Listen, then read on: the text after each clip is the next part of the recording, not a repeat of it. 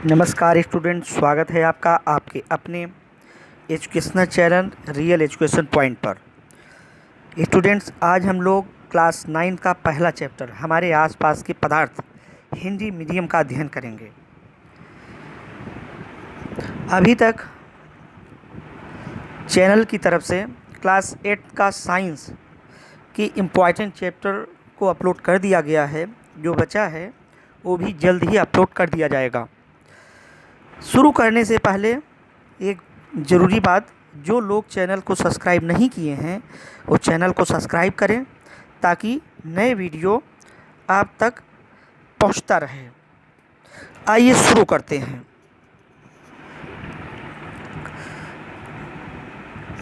संसार की सभी वस्तुएं जिस सामग्री से बनी हैं उसे वैज्ञानिक उसे पदार्थ कहते हैं। वे वस्तुएं जिनका द्रव्यमान होता है और स्थान या आयतन घेरती हैं पदार्थ कहलाती हैं। प्राचीन भारत के दार्शनिकों ने पदार्थ को पंचतत्व वायु, पृथ्वी, अग्नि, जल और आकाश से बना बताया और पदार्थ को इन्हीं पंचतत्व में वर्गीकृत किया गया है। सभी पदार्थ कणों से मिलकर बने होते हैं। पदार्थ के कण अत्यंत सूक्ष्म होते हैं।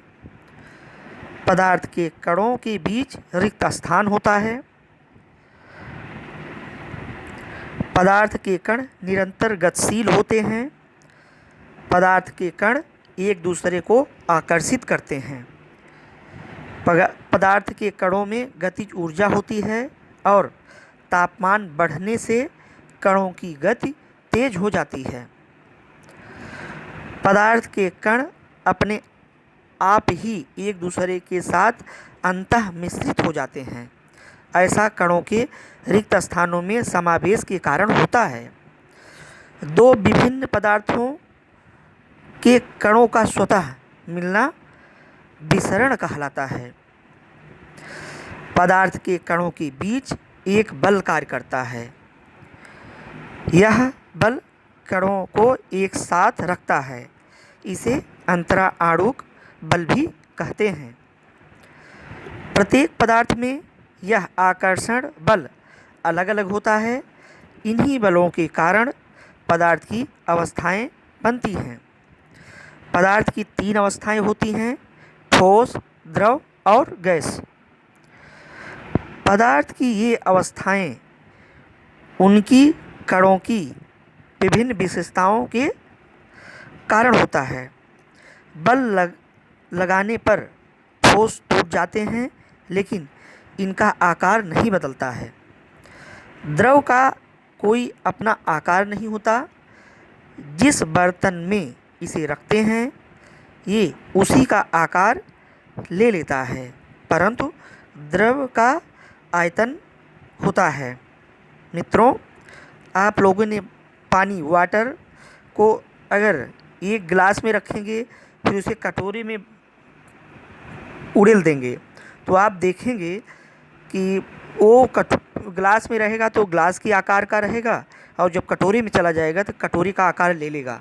इसलिए इसका आकार जो है निश्चित नहीं होता है, बदलता रहता है, परंतु आयतन निश्चित होता है। आप लोगों ने देखा होगा, जब ग्लास को कटोरे में पलट देंगे या उड़ेल देंगे तो अगर ग्लास का आयतन कटोरी के आयतन के बराबर है तो पानी उसमें आएगा, नहीं तो पानी बाहर बह जाएगा। तो इसका मतलब ये हुआ आयतन तो निश्चित होता है। जैसे अगर 1 लीटर का हुआ तो वो कटोरे में भी 1 लीटर ही आयतन घेरेगा और ग्लास में भी, लेकिन इसका आकार जो है अनिश्चित होता है। आइए नेक्स्ट पॉइंट पे चलते हैं। द्रव में ठोस, द्रव और गैस तीनों का विसरण संभव है। ठोस की अपेक्षा तत्वों में विसरण की दर अधिक होती है। यही कारण है कि द्रव अवस्था में पदार्थ के कण स्वतंत्र रूप से गति करते हैं। ठोस की अपेक्षा द्रव के कणों में रिक्त स्थान भी अधिक होता है। ठोस एवं द्रवों की तुलना में गैसों की संपीडितता काफ़ी अधिक होती है। मित्रों, इस बात को आपने देखा होगा, जो गैस होती है, तो गैस जो है, जब सिलेंडर, गैस का सिलेंडर, रसोई वाला सिलेंडर, जब हम लोग उसको घर में लाते हैं तो अगर भूल से भी उसका रेगुलेटर ऑन हो गया और गैस जो है बाहर निकल आई, तो आप लोगों ने देखा होगा कि गैस पूरे रूम में उसकी महक आने लगती है, स्मेल आने लगती है। ये फिर उसको जो है अगर निकल गया थोड़ा सा तो पूरे रूम में उसकी महक आ गई, और जब तक रूम में बना रहा, जब तक गैस सिलेंडर में, और इसको देखिए पैक करके गैस सिलेंडर में रखे रहते हैं, तो इसलिए जो है गैस को देखिए संपीड़ितता अधिक होती है। इसका मतलब ये हुआ, इस बात को यहाँ से समझा जा सकता है। तापमान एवं दाब में परिवर्तन कर पदार्थ की अवस्थाएं बदली जा सकती हैं। जिस तापमान पर कोई ठोस पिघलकर द्रव बन जाता है, वह इसका ताप उस पदार्थ का गलनांक कहलाता है। गलने की प्रक्रिया यानी ठोस से द्रव अवस्था में परिवर्तन को गलनांक भी कहते हैं, संगलन कहते हैं, गलने की प्रक्रिया के दौरान गलनांक पर पहुंचने के बाद जब तक कोई पदार्थ पूरी तरह गल नहीं जाता, तापमान नहीं बदलता, चाहे उसमें और भी ऊष्मा दे दी जाए।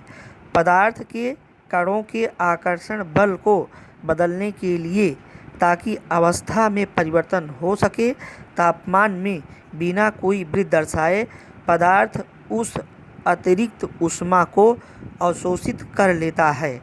यह ऊष्मा पदार्थ में छुपी रहती है, जिसे गुप्त ऊष्मा कहते हैं। संगलन की प्रसुप्त ऊष्मा वायुमंडलीय दाब पर 1 किलोग्राम ठोस को उसके गलनांक पर द्रव में बदलने के लिए जितनी ऊष्मीय ऊर्जा की आवश्यकता होती है, उसे संगलन की प्रसुप्त ऊष्मा कहते हैं। वायुमंडलीय दाब पर वह तापमान जिस पर द्रव उबलने लगता है, इस ताप को उस पदार्थ का क्वथनांक कहते हैं। जल का क्वथनांक 100 डिग्री या 273 केल्विन होता है। द्रव अवस्था में परिवर्तन हुए बिना ठोस अवस्था से सीधे गैस और वापस ठोस में बदलने की प्रक्रिया को ऊर्ध्वपातन या सब्लिमेशन कहते हैं। मित्रों, ऊर्ध्वपातन का सबसे कॉमन एग्जाम्पल जो हम लोगों के घरों में देखा जा सकता है, कपूर होता है। अगर आप लोग कपूर को जलाएंगे या कपूर को लाइए और उसको रख दीजिए, डिब्बे में बंद करके रख दीजिए, आप देखेंगे कुछ दिन बाद कपूर ऊपर डिब्बे के ऊपर जाके चिपक जाता है। और तो ये वाला मतलब एक सिंपल सा उदाहरण मतलब देख सकते हैं आप लोग सब्लिमेशन का घरों में। पदार्थ के कणों की बीच दूरी में परिवर्तन होने के कारण पदार्थ की विभिन्न अवस्थाएं बनती हैं। ठोस CO2 या द्रव अवस्था में आए बिना सीधे गैस में परिवर्तित हो जाती है। यही कारण है कि ठोस कार्बन डाइऑक्साइड को शुष्क वर्ज्य कहते हैं। दाब के बढ़ने और तापमान के घटने से गैस द्रव में बदल सकते हैं। क्वथनांक से कम तापमान पर द्रव के ऊष्मा में परिवर्तित होने की प्रक्रिया को वाष्पीकरण कहते हैं। इवेपोरेशन, वाष्पीकरण से शीतलता आती है। मित्रों, इस तरह से हम लोगों ने क्लास 9th चैप्टर 1 हमारे आसपास के पदार्थ का सारांश या शॉर्ट नोट्स का अध्ययन किया। आप लोगों को कैसा लगा, कमेंट के माध्यम से बताइएगा। नमस्कार।